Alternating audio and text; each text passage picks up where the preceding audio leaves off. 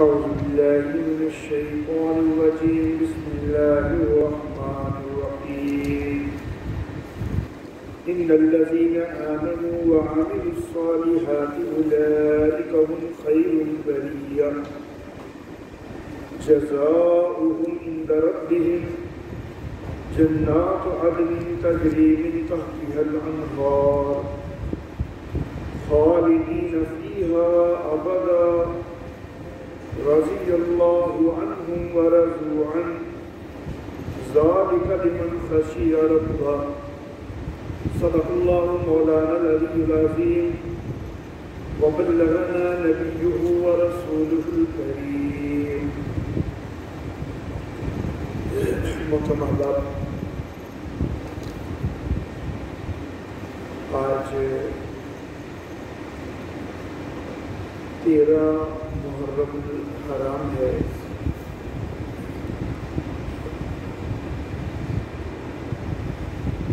تاریخ اسلام میں سن 61 ہجری کے 10 محرم کو ایک بہت بڑا سانحہ پیش آیا جس کو ہم واقعہ کربلا کہتے ہیں۔ اس بہت بڑے سانحہ میں نواسۂ رسول، جگر گوشۂ بطول سیدنا علی المرتضیٰ رضی اللہ تعالی عنہ کے لقب جگر سیدنا حسین رضی اللہ تعالی عنہ کی دردناک شہادت ہوئی ہے۔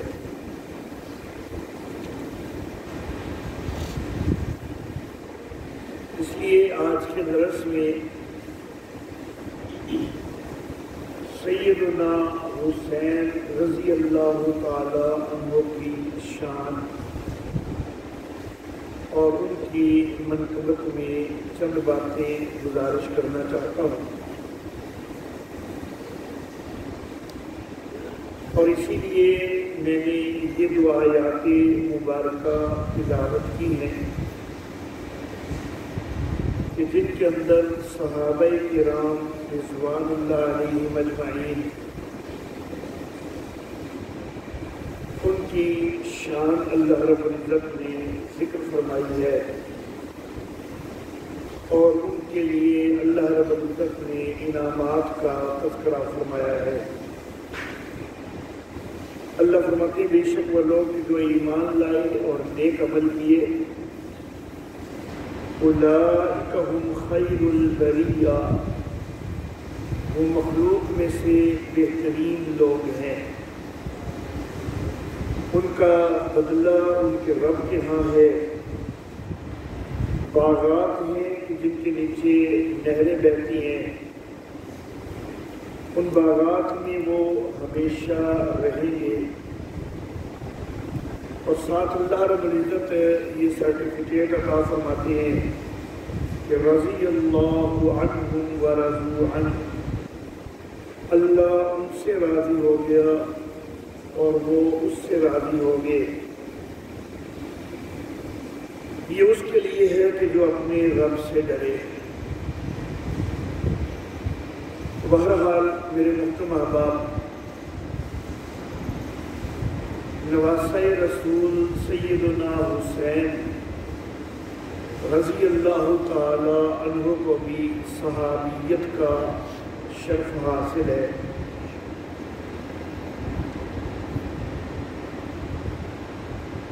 اور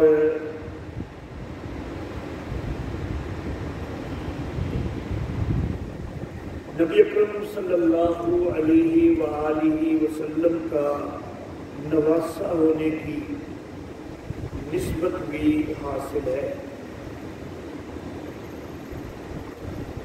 میں کئی دفعہ ذکر کیا کرتا ہوں اگر ایمان موجود ہو تو نسبتیں بہت کام آتی ہیں، اگر ایمان موجود نہ ہو تو بڑی سے بڑی نسبت بھی کام نہیں آتی۔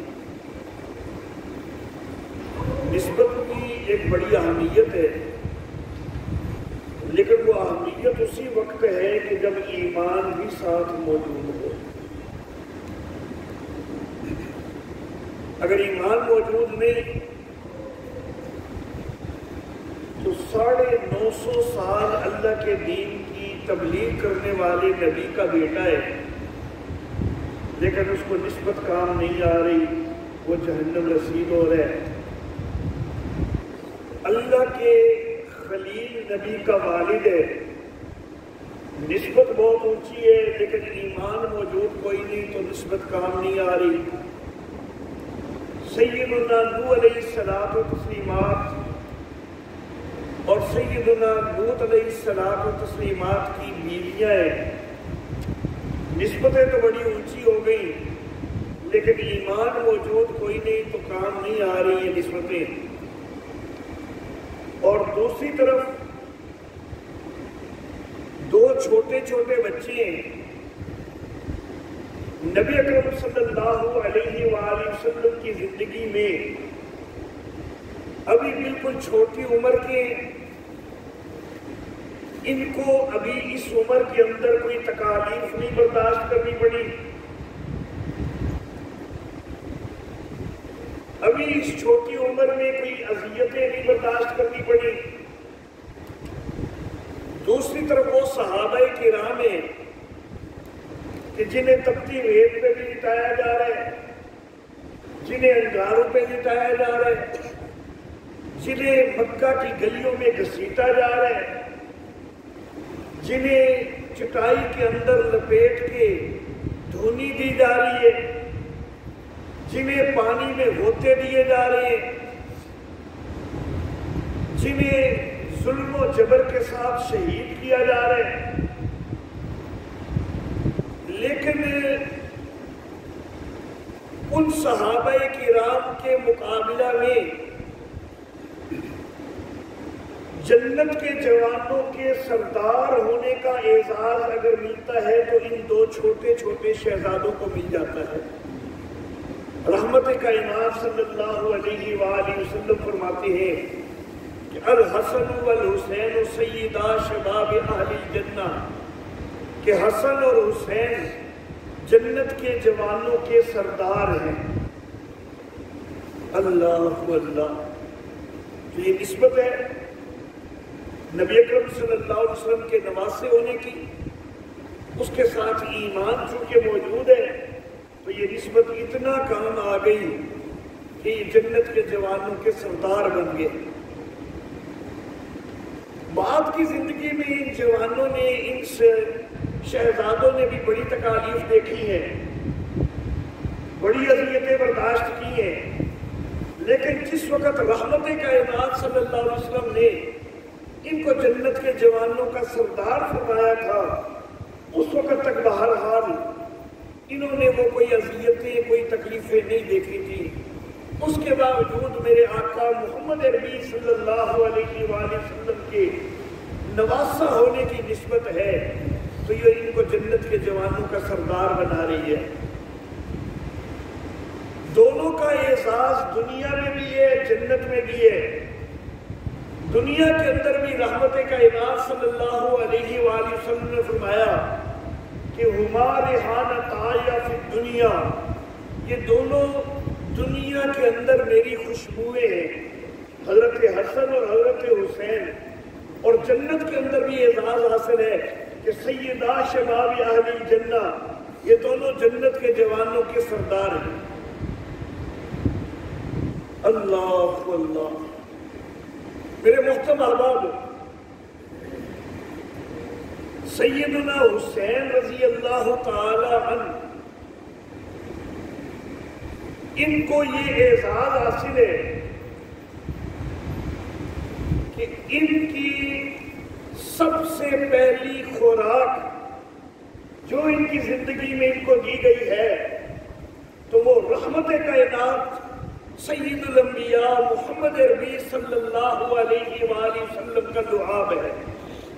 یہ بہت بڑا امتیاز ہے، بہت بڑا اعزاز ہے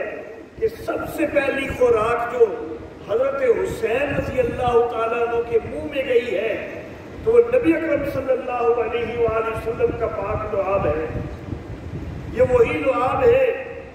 کہ جو صدیق اکبر رضی اللہ تعالیٰ عنہ کی ایڑی پہ لگتا ہے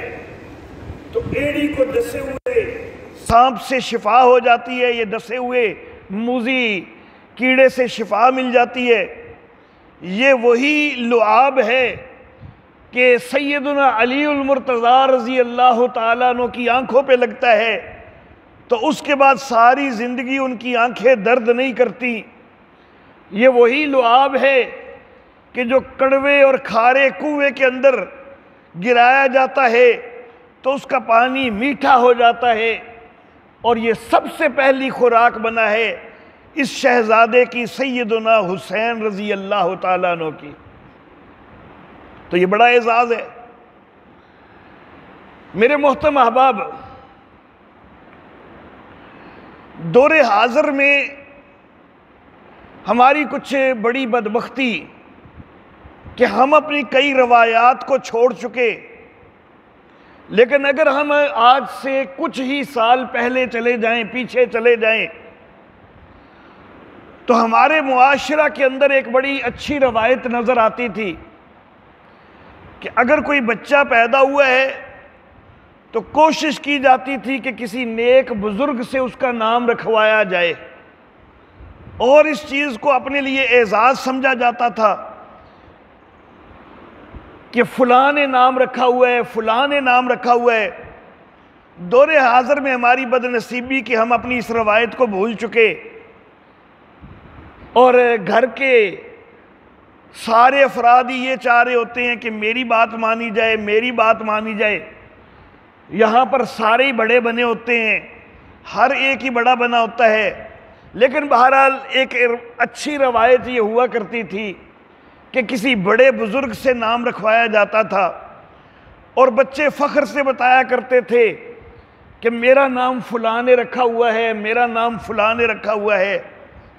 تو یہ شہزادے کتنے خوش قسمت ہیں کہ ان کے نام بھی رحمت کائنات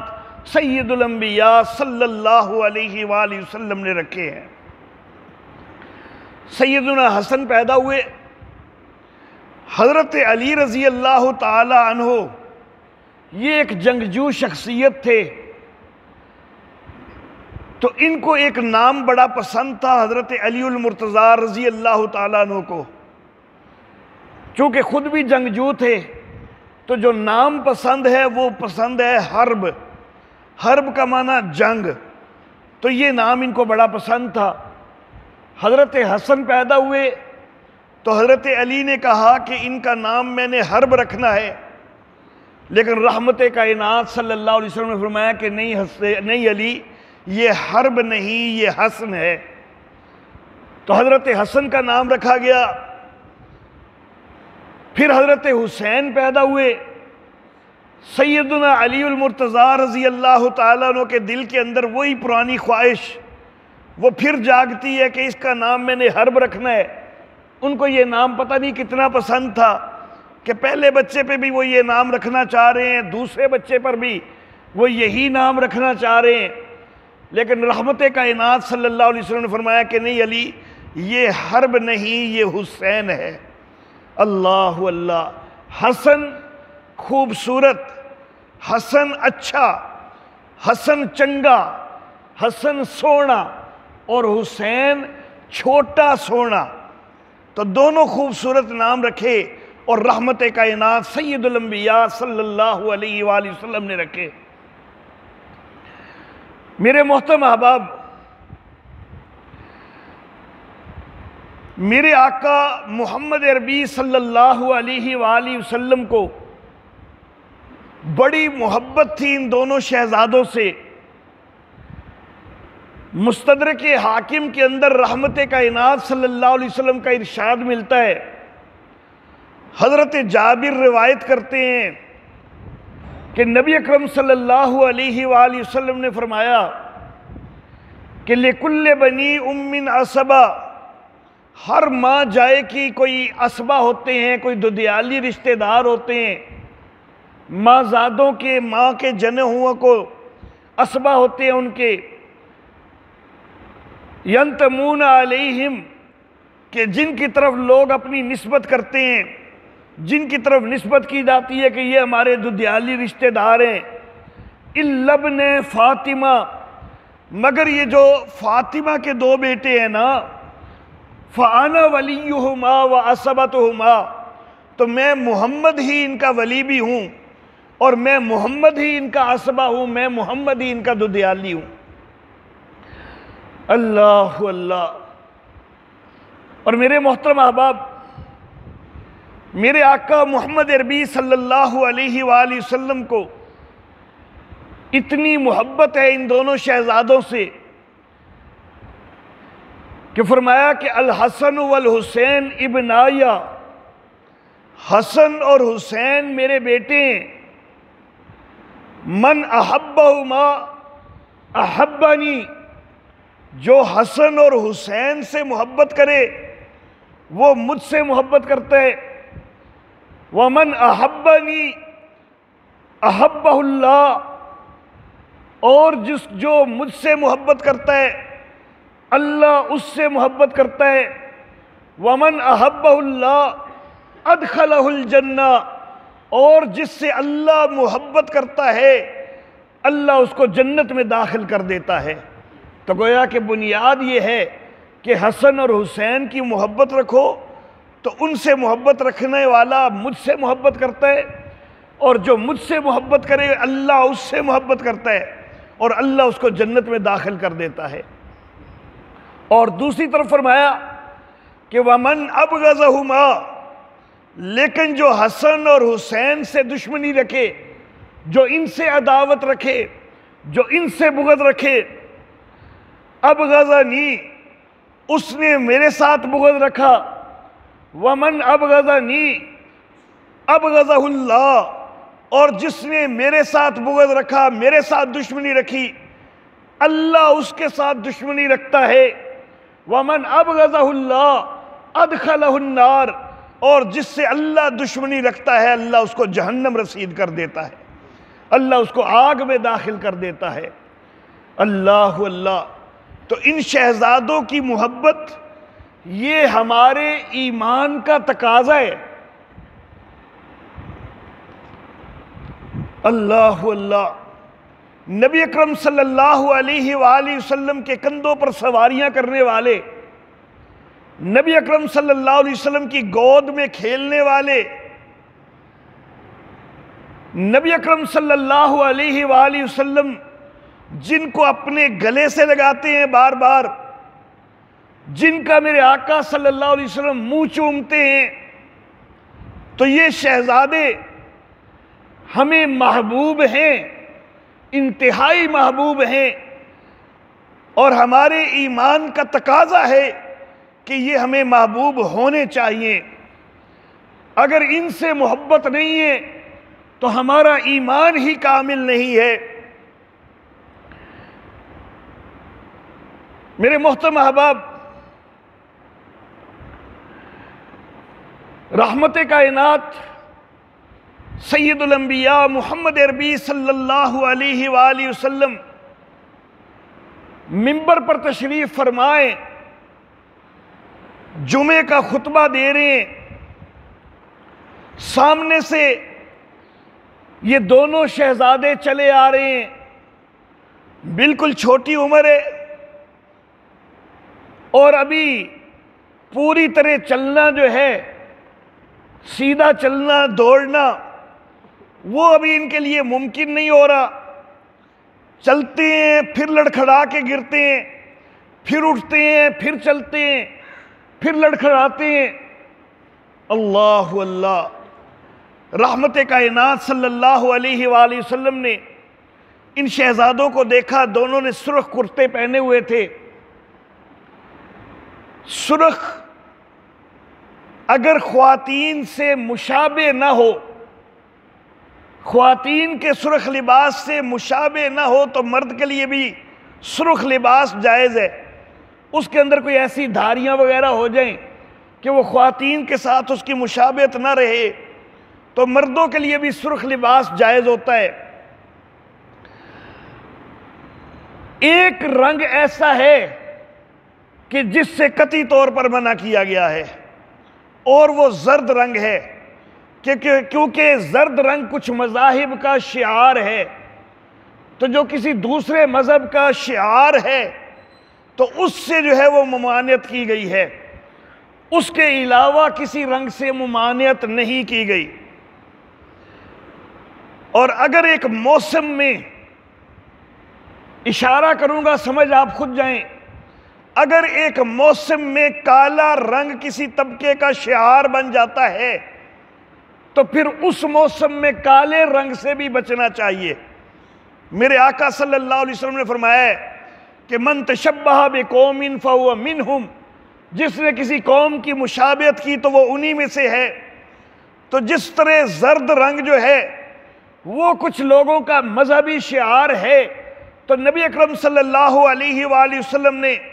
زرد رنگ سے مکمل طور پہ منع کر دیا۔ تو پھر اگر کسی موسم میں کالا رنگ کچھ مخصوص دنوں میں اگر ایک مخصوص طبقے کا شعار بنا ہوا ہے تو پھر ان دنوں میں یہ رنگ استعمال کرنا بھی درست نہیں ہے۔ آگے پیچھے بے شک استعمال کرو، باقی 11 مہینے استعمال کرو، لیکن جس مہینے میں ایک مخصوص طبقہ نے اس کو اپنا شعار بنا لیا ہے تو اس مہینے کے اندر استعمال نہیں کرنا۔ تو بہرحال سرخ قمیضیں پہنی ہوئی ہیں شہزادوں نے، اور میں یہ بات کہا کرتا ہوں کہ جانوروں کے جو بچے ہوتے ہیں نا، بھینس کا بچہ ہے، گائے کا بچہ ہے، بکری کا بچہ ہے،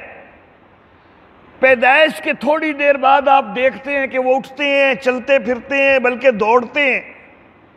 لیکن انسان کا بچہ پیدائش کے فوری بعد نہیں اٹھ سکتا، پیدائش کے فوری بعد تو وہ کروٹ تک بھی نہیں لے سکتا۔ ایک وقت آتا ہے کہ جب وہ کروٹ لینے کے قابل ہوتا ہے، پھر آہستہ آہستہ ایک وقت آتا ہے کہ جب وہ بیٹھنے کے قابل ہوتا ہے، پھر آہستہ آہستہ ایک وقت آتا ہے کہ جب وہ گھٹنوں پہ چلنے کے قابل ہوتا ہے، اور پھر کہیں جا کے آہستہ آہستہ ایک وقت آتا ہے کہ جب اپنے قدموں پہ سیدھا کھڑے ہونے لگتا ہے اور سیدھا چلنے کے قابل ہوتا ہے۔ اللہ اللہ، جتنی دیر میں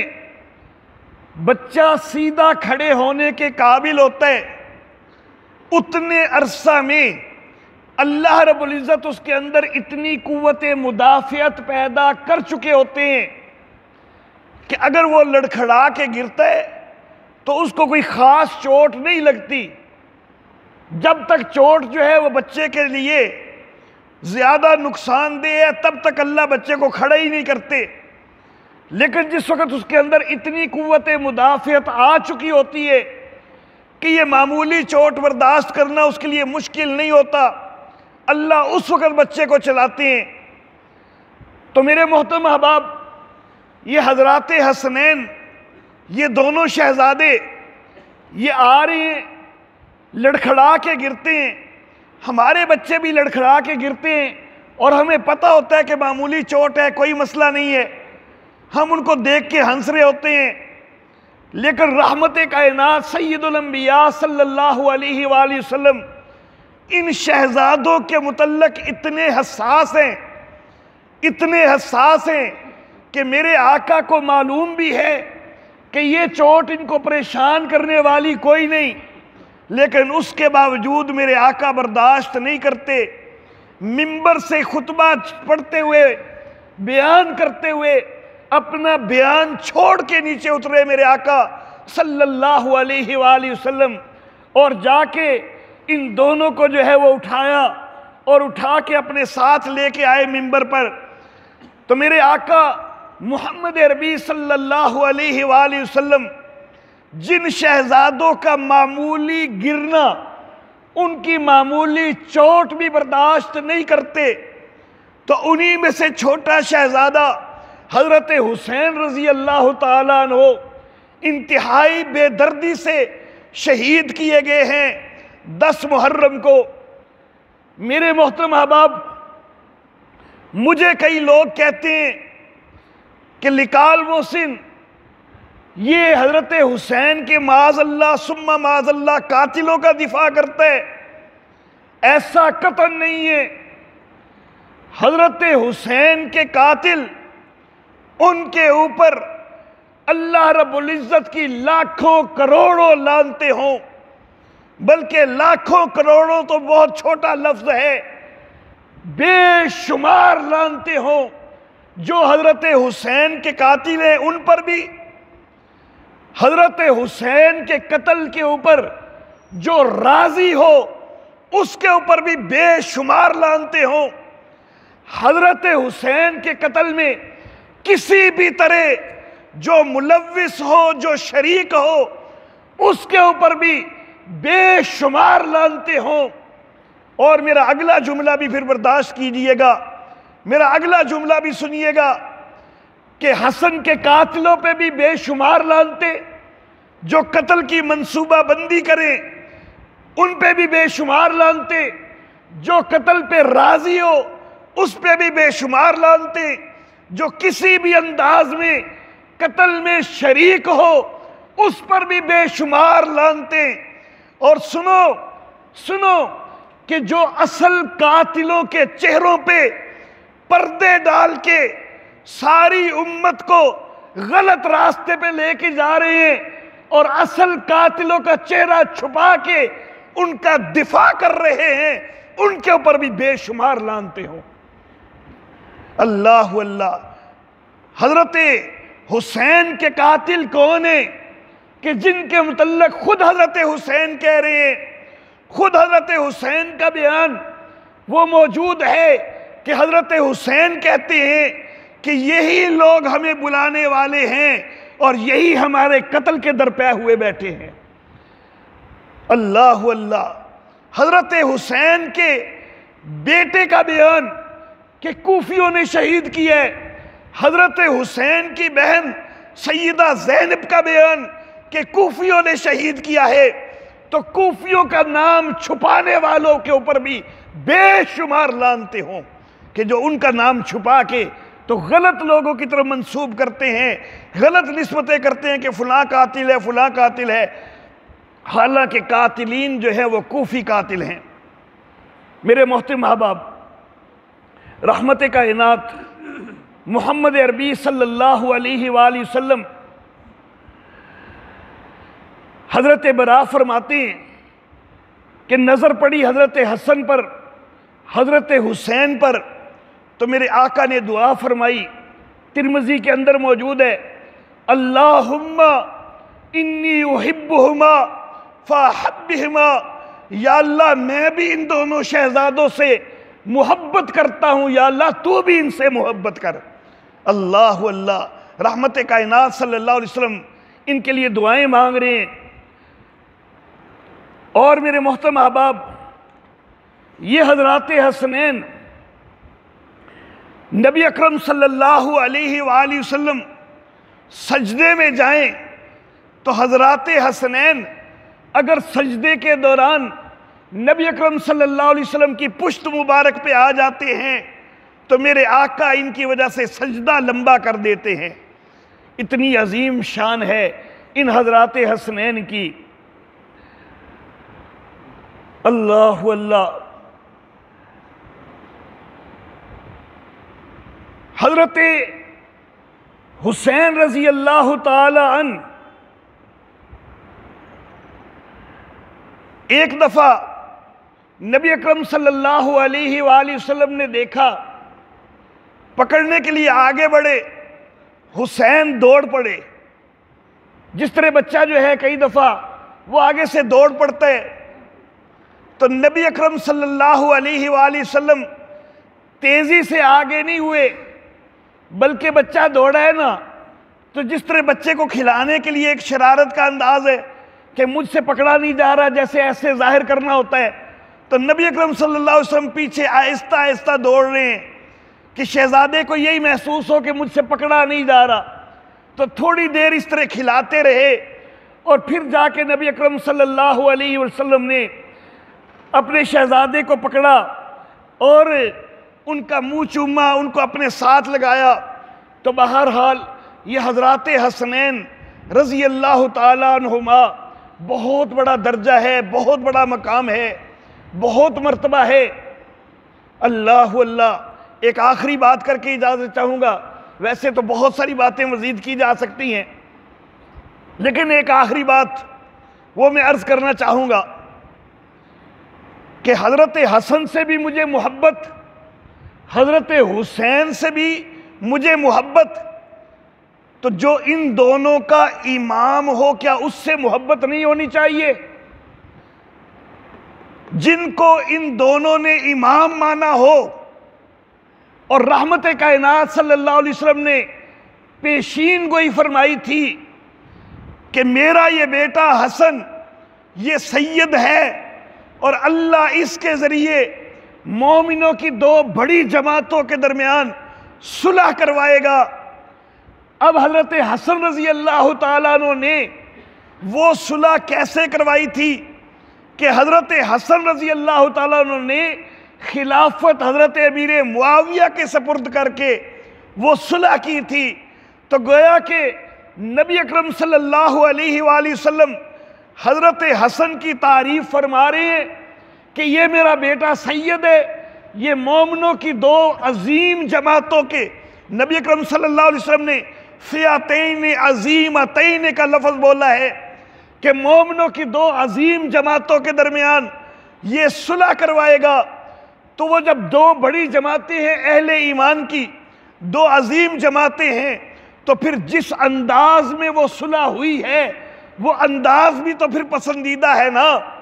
اور وہ انداز یہی ہے کہ حضرت حسن رضی اللہ تعالیٰ عنہ نے خلافت حضرت امیر معاویہ رضی اللہ تعالیٰ عنہ کے سپرد کر دی ہے۔ تو جس طرح مجھے حضرت حسن سے پیار ہے، جس طرح مجھے حضرت حسین سے پیار ہے، اسی طرح مجھے حضرت امیر معاویہ سے پیار ہے، کیونکہ یہ حضرت حسن کے بھی امام ہیں، حضرت حسین کے بھی امام ہیں۔ حضرت حسن اکیلے نہیں گئے تھے، حضرت حسین کو بھی ساتھ لیا تھا، اور فوج کے سپہ سالار سعد کو بھی ساتھ لیا۔ حضرت حسن نے جب بیعت کر لی تو حضرت حسین سے کہا گیا کہ آپ بھی بیعت کیجئے۔ حضرت حسین نے بھی بیعت کر لی۔ پھر سپہ سالار سعد سے کہا گیا کہ آپ بھی بیعت کیجئے۔ تو سپہ سالار نے حضرت حسین کی طرف دیکھا، سعد نے حضرت حسین کی طرف دیکھا، کیونکہ یہ سپہ سالار ہے، جنگجو ہے، ساری زندگی وہ لڑتا رہا ہے، اب جو ہے وہ بیعت کرنے کے لیے اس کو کہا جا رہا ہے۔ تو حضرت حسین کو دیکھا تو حضرت حسین نے کہا کہ وہ میرا امام ہے، کم فبایہ فإنہ امامی، رجال کشی میری کتاب نہیں تیری کتاب، اس کے اندر موجود ہے کہ حضرت حسین کہہ رہے ہیں کہ کم فبایہ، اٹھ سعد بیعت کر، فإنہ امامی، بے شک وہ میرے امام ہیں۔ اللہ اللہ، یہاں پہ حضرت حسین کی بات تو پوری ہو جاتی ہے، لیکن رجال کشی کا مصنف وہ آگے تھوڑا سا ڈنڈی مارتا ہے، وہ آگے جو ہے وہ نوٹ کے طور پر لکھتا ہے کہ جو انہ امامی کہا ہے نا، تو اس سے مراد ہے حضرت حسن۔ حالانکہ بیعت کس کے ہاتھ پہ ہو رہی ہے؟ حضرت امیر معاویہ کے ہاتھ پہ۔ حضرت حسن نے بیعت کی حضرت امیر معاویہ کے ہاتھ پہ، خود حضرت حسین امام کے بیعت کر چکے ہیں حضرت امیر معاویہ کے ہاتھ پہ۔ سعد کو بھی کہا جا رہا ہے حضرت امیر معاویہ کے ہاتھ پر بیعت کرنے کا، اور وہ حضرت حسین کی طرف دیکھیں تو حضرت حسین کہیں کہ بیعت کرو، بے شک وہ میرے امام ہیں۔ تو اس سارے تناظر میں پتہ چل رہا ہے نا کہ انہ امامی کا مصداق حضرت امیر معاویہ ہیں، لیکن رجال کشی کے مصنف نے یعنی الحسن لکھ دیا آگے کہ مراد ان کی تھی حضرت حسن۔ میں کہتا ہوں چلو ایک لمحے کے لیے میں نے حسن ہی مراد مان لی کہ حضرت حسین نے حضرت حسن کو ہی کہا تھا کہ حضرت حسن میرے امام ہیں، لیکن کہہ کیا رہے ہیں نا، کہہ تو یہی رہے نا کہ بیعت کر لو، میرا امام حسن ہے، تو جب میرے امام حسن نے بھی بیعت کر لی ہے تو ساتھ تو کون ہوتا ہے نہ بیعت کرنے والا؟ کہہ تو پھر بھی بیعت کہی رہے ہیں نا۔ چل امام حضرت امیر معاویہ کو نہیں کہا، اگر حضرت حسن کو بھی کہا تو امیر معاویہ کو تو امام کا بھی امام کہہ دیا نا، پھر تو تیری بات مان لوں تو پھر تو امام کا بھی امام بن جاتا ہے۔ تو میرے محترم احباب، ہمیں تاریخ کے گندے اوراق سے ان چیزوں کو دفع کرنا ہے کہ جو صحابہ کرام رضوان اللہ علیہم اجمعین ان کے اوپر تبرہ کا دروازہ کھولتی ہیں، اور جو صحیح تاریخ ہے جو صحابہ کرام کا دفاع کرتی ہے، اور صحابہ کرام کی وہ شان اور عظمت جو قرآن حکیم کے اندر بیان ہوئی ہے، جو تاریخ اس کے مطابق ہوگی ہم بس اس تاریخ کو لیں گے۔ جو تاریخ صحابہ کرام کے اوپر بکواس کرے تو اس تاریخ کو ہم پاؤں کی ٹھوکر پہ رکھتے ہیں۔ وآخر دعوانا ان الحمدللہ۔